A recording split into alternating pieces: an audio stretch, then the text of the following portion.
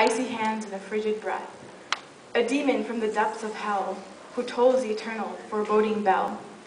Yet one has been born in our race, who set out to meet death face to face, to travel alone on the dark, windy road, and stand defiantly at death's abode.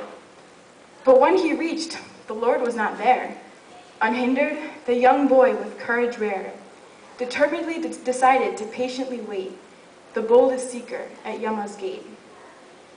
Then the Lord of Death, with his piercing eyes and immortal breath, approached the palace fence, and there he saw the child of great innocence.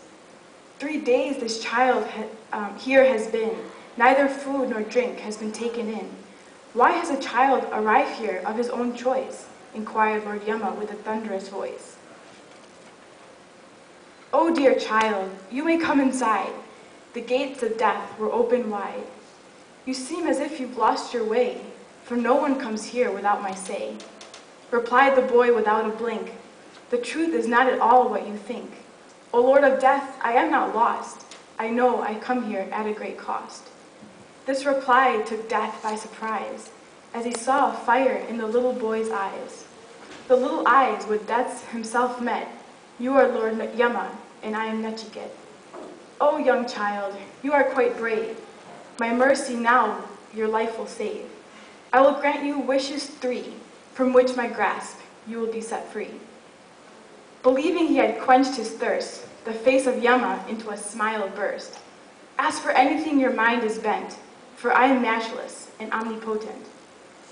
The young boy pondered for a while, and then replied with a childish smile. If you are all powerful, O Lord of Lords, then heed my speech and mark my words. My father, whose wrath from fire had lent, his temper at its worst, in his anger me here he sent, and so I ask for my first. At this moment may his anger be appeased, his heart tranquil, his mind at peace. Continued the boy without a pause. There are those who live in vain, but I want to know what is the cause of those whose lives heaven attain. My second request is for you to teach me the knowledge of the yagna, rahasya of the Agni. And now, O Yama, I ask for my last, something which only you can give. When humans in this world are cast, what happens when they cease to live? I seek the secret knowledge of the soul. Self-realization is my ultimate goal. Thus the young Nachiket spake. His words Yama could not forsake. Death fell into thoughts ever so deep, the silence deafening before his speech. Thus the Lord replied to the boy, now my words you must heed. Your father will see unending joy as you return home after being freed. His wrath will leave him in his sleep. Never again will your father weep. I possess knowledge of the sacrifice through which heaven can be gained. This is a knowledge which mortals prize. With it, amongst the wisest you will reign.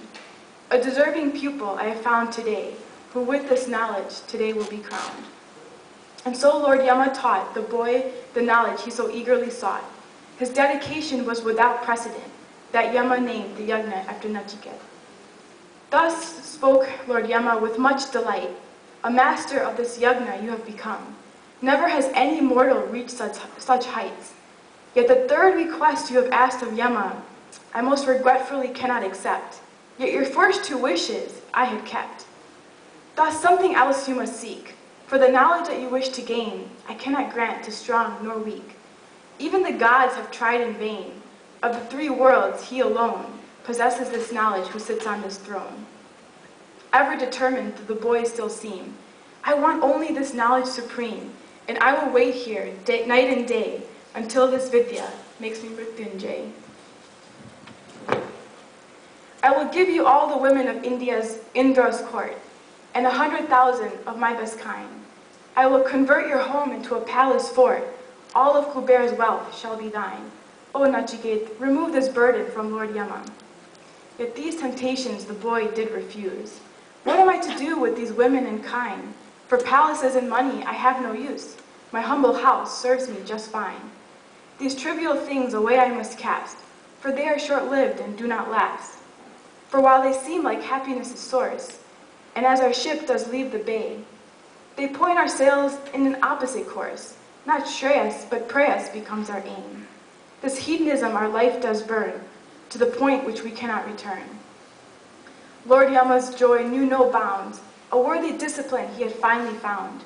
Through temptations he could not be bought. He accomplished what even the gods could not. My test you have passed, I clearly see. I will now grant you knowledge of the soul. From birth and rebirth it will set you free.